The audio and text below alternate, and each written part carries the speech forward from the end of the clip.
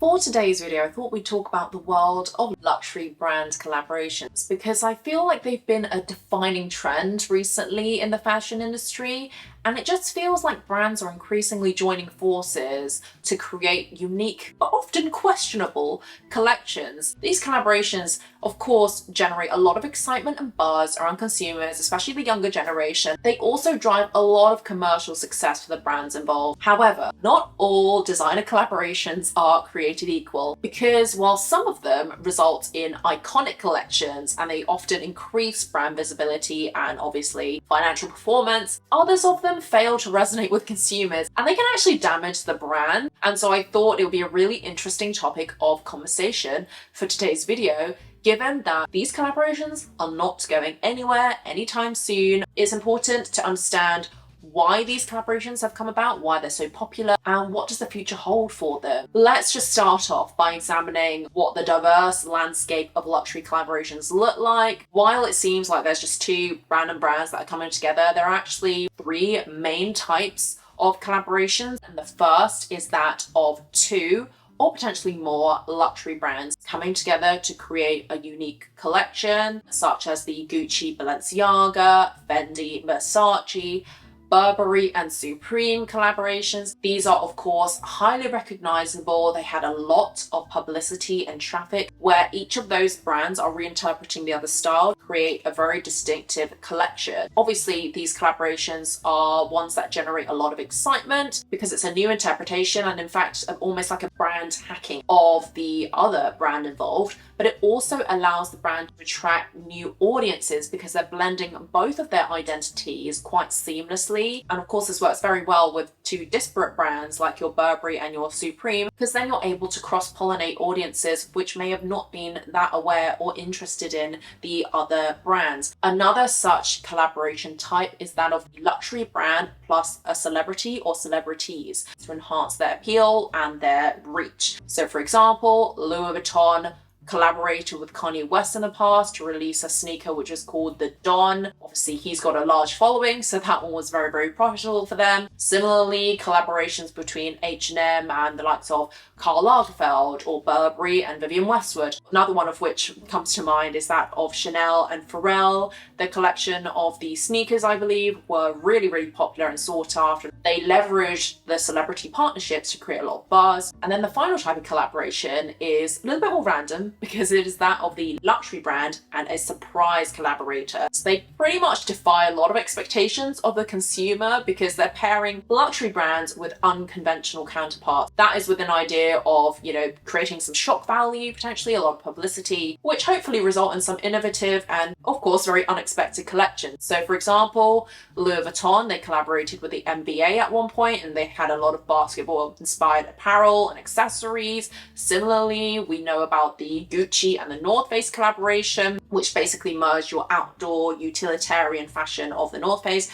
with the high fashion and heritage of Gucci. And then you've obviously got plenty others like your Tiffany and Supreme, even Tiffany and Pokemon. In fact, I've made a video about some of these collaborations that for me made no sense, but I suppose they sparked a conversation. And actually this pivots us really nicely into another important section of this video, which is what these collaborations actually aim to achieve. Why do they happen? What do they need to do to succeed? So let's just delve into some of these objectives behind these luxury collaborations, because some of them might seem a little bit more random, some of them seem a little bit more targeted, but in either case, there are usually several similar undertones of factors that contribute to their success, or at least what they hope will be successful. And the first of this is that of, obviously, the commercial benefits, because these luxury collaborations, while they might be fun and they want to, create a bit of buzz and attention, it's not for nothing, right? These brands are not charities at the end of the day. They've got to yield some sort of commercial advantage. They've got to drive sales and revenue. They are measured by the numbers. And so for brands like Louis Vuitton, who often have a lot of partnerships with Supreme, the NBA, Virgil in the past before he was creative director, they obviously continue to do these partnerships because they have resulted in substantial revenue increases. And of course, another big reason outside of finances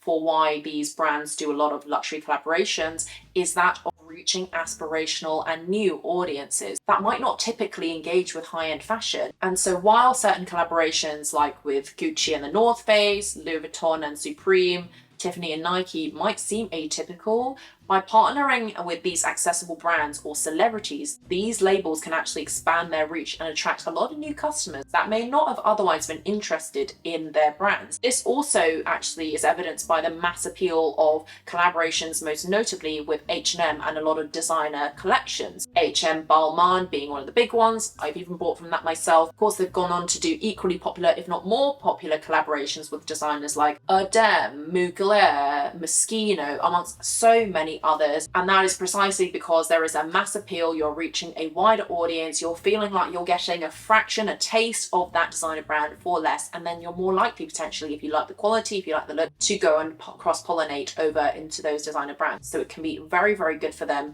to ensure the longevity of their brand. And then another reason for luxury collaborations is that of creating your exclusivity and scarcity, because these collaborations, they often emphasize these factors so that they drive a lot of demand and urgency, and they make the consumer want and need these items. So for example, the Dior and Nike collaboration was that of, limited edition sneakers, which was so in demand. Similarly, whether I like it or not, the Gucci and North Face collaboration had a lot of limited edition capsule items. There was a lot of pre-order, there was a lot of selling out, and that really elevates the perceived value of these products and makes them a lot more desirable, not just in the financial sense, but also in the emotional need. And then the final reason for why luxury collaborations exist is because they allow luxury brands, which would often be considered heritage or archaic, to stay culturally relevant, and allows them to resonate with contemporary consumer trends. By partnering with potentially unexpected collaborators, these brands can actually leverage these collaborations as a platform for storytelling,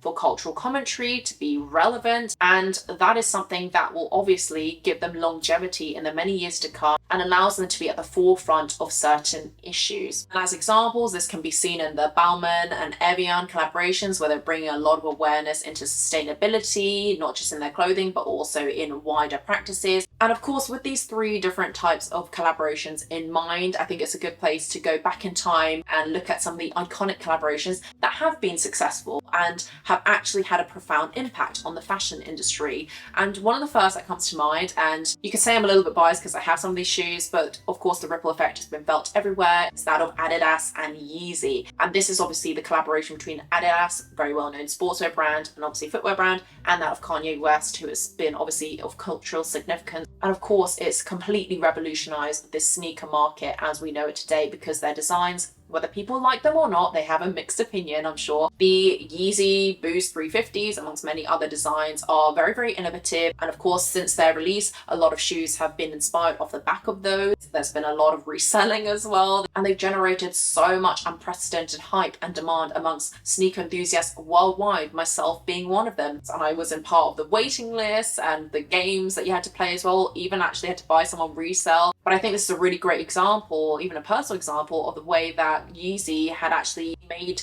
the line between fashion and function very grey. And I suppose just along the same vein of streetwear and footwear is that of a collaboration between Nike and Off-White. Obviously, it's very well known, this collaboration between Nike and Virgil Abloh and his Off-White brand was something that really changed the game when it comes to streetwear, and it really elevated the sneaker culture to new heights, because you infuse the Nike iconic silhouettes and logos with that of the Off-White avant-garde and deconstructed aesthetic. Those items have since gone on to be very coveted collector's items. Same could be said about the collaboration between Nike and Supreme as well, and they just command unparalleled attention and resale value. And of course, those are just a small handful of the many successful collaborations that have happened, and they're more than just product partnerships. They are actually now cultural phenomena. They've shaped trends, they've influenced our consumer behavior, and they've redefined industry standards that now brands are seeking to benchmark against. But of course, while there is a lot of success that can be had with luxury collaborations, and there's a numerous amount of benefits that they offer, it would be remiss to assume that there are no risks and no challenges at all. And of course, we all know there to be a few collaborations that didn't do so well. And so let's pivot now into what these risks and challenges of these these collaborations might be. And I think the first one just to mention here is that of a forced collaboration or a brand misalignment of the parties involved, because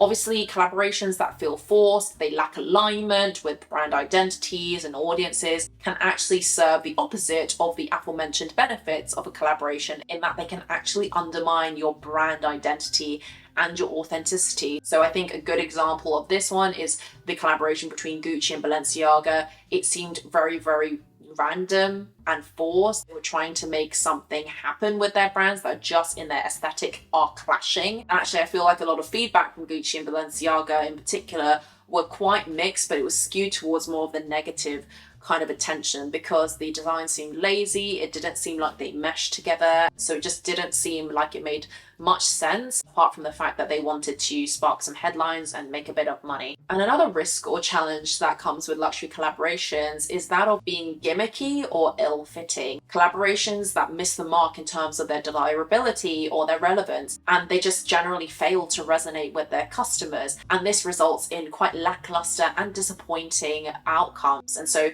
brands have to be super careful around considering the value proposition of a collaboration with a certain brand or individual, and they need to avoid gimmicky or ill-fitting partnerships that dilute the brand value. And a good example of this that comes to mind immediately is that of Balenciaga and Crocs. I mean, putting aside all the controversy of Balenciaga and the undesirability of the Crocs, I think people didn't really understand or resonate with what they were trying to do. It seemed very tacky. It was very gimmicky. The items were very outlandish, and they just didn't look nice. They're not wearable items. And so it just seemed, again, like a very big cash grab, a way of grabbing attention, but it didn't seem like something anyone actually authentically wanted, unless you were a collector or you just had a lot of money to burn. Maybe you could argue in another world that it was a match made in heaven, because they're two random brands that do random things. But I think over time that actually seeks to dilute their brand value. Next up, a very, if not the most important factor when it comes to the success of a luxury collaboration is that of pricing and accessibility. Because Lord knows, if you price the products too high or too low, you can risk alienating your target customer and actually jeopardize the success of your collaboration. An example of this one that comes to mind that is relevant is that of the Fendi and Fila collaboration, because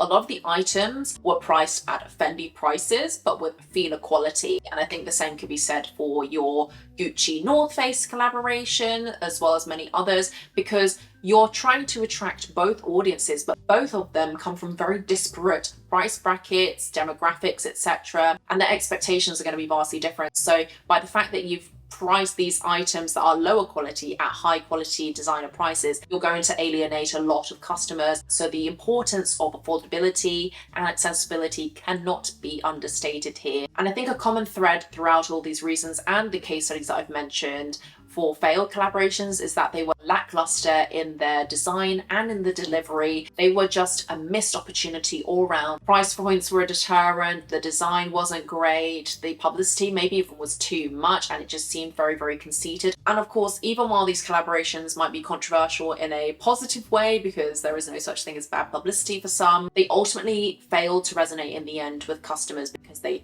are not authentic, they don't align with the brands, they're overpriced, they don't interpret either collaborator very well, and they missed an opportunity to capitalize on the collaboration and market to new audiences. But of course, these failed collaborations shouldn't just be treated as failures, they should be lessons learned, they should be cautionary tales. And I think now that we're nearing the end of this video, it's a really good place to talk about these other considerations that luxury brands should be aware of. And I think one of the first one is actually that of understanding consumer perception and fashion trends. Brands should be really looking at consumer perceptions and trends around luxury collaborations to understand their shifting preferences and their behaviors. And this pertains to looking at social media buzz, current trends, product demand, and resale market trends as well, to determine what collaborations would work and if anyone actually really wants them. Because the worst thing that a brand can do is create an idea for a collaboration that no one actually asked for and is not relevant at the current point in time. And this pivots nicely into the next consideration, and it's that of the ethical and sustainability consideration. Given at the moment in time that we're in, that people are focused quite a lot on ethical and sustainability practices within the fashion industry, which is notoriously wasteful, brands should really look into how these collaborations can address these concerns instead of adding to the problem. And so exploring partnerships that prioritize sustainability, fair labor practices, ethics, charitable initiatives could really highlight the benefits of the partnership as opposed to to, again, adding to the problem. And another factor that is worth considering is the role of technology and digital in general, right? Because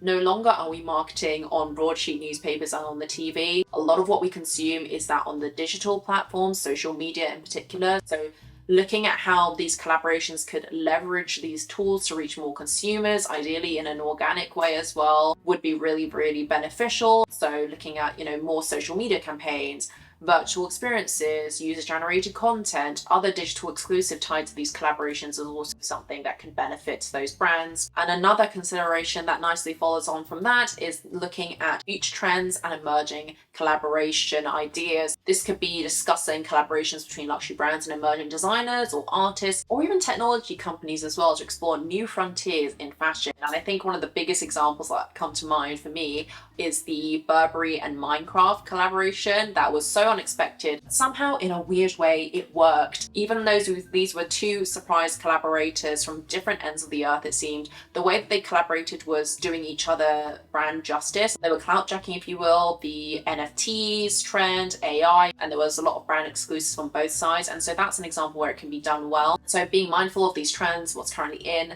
leveraging digital platforms, and having an innovative approach as well to what a collaboration should look like, instead of something that is lazy, so by just plastering a logo on a t-shirt and expecting to command hundreds of pounds in that, like the Adidas Prada partnership. And I suppose just to conclude then with my own personal thoughts, so I do love a good luxury collaboration, more from the viewing pleasure, might I add, than for actually collecting. I have since evolved in terms of my fashion to know enough that when you buy into a collaboration, you're buying something that is kind of maybe a dated point in time. And I'm not going to lie, sometimes when I see a good collaboration, I am a little bit of a sucker for it. But I will say a lot of those items that I've gotten from collaborations, I don't really wear a lot. So if you do want staples, collaboration items are not the ways to go. But if you do want something from a point in time that's history, that is like a milestone maybe or something, then I think those could be good options. But I wouldn't splash out hundreds or even thousands of pounds on these items, because they're just not worth it, in my opinion, just to stick to a trend for all of 10 seconds before they're no longer relevant and on to the next one. I do enjoy looking at these collaborations. I love seeing how they push the boundaries in the fashion industry and innovate, and some partnerships I often think are unexpected but make sense, and they do both brands justice. And of course, collaborations offer brands a plethora of opportunities for innovation, creativity, and commercial success. But navigating the complexities of collaborations requires a lot of careful planning, a lot of strategic alignment, and a real deep understanding of what consumers like. You cannot create an artificial or inflated desire for items. You really got to explore opportunities that are relevant, that can resonate in the future with your audiences. Some others I feel like are gimmicky, unauthentic, and some of them I wish they would go away. But of course, they're not going anywhere anytime soon. And so luxury brands have really got to pay attention to these pitfalls and challenges that collaborations may bring that might not always be obvious at the surface. And they can harness the power of collaborations then to their benefit, to captivate your audience, to drive sales, to shape the future of fashion. And I think if the balance is done and struck right, I think you'll have a very iconic and memorable collection. But anyways, that is just my opinion and takeaway of luxury collaborations. I would love to know down in the comments below what you think about them. Do you think they are worthwhile? Do you think they're oversaturated? What are your best and worst collaborations from your perspective? But I will leave this video here. Thank you as always for watching, and I'll catch you in my next one.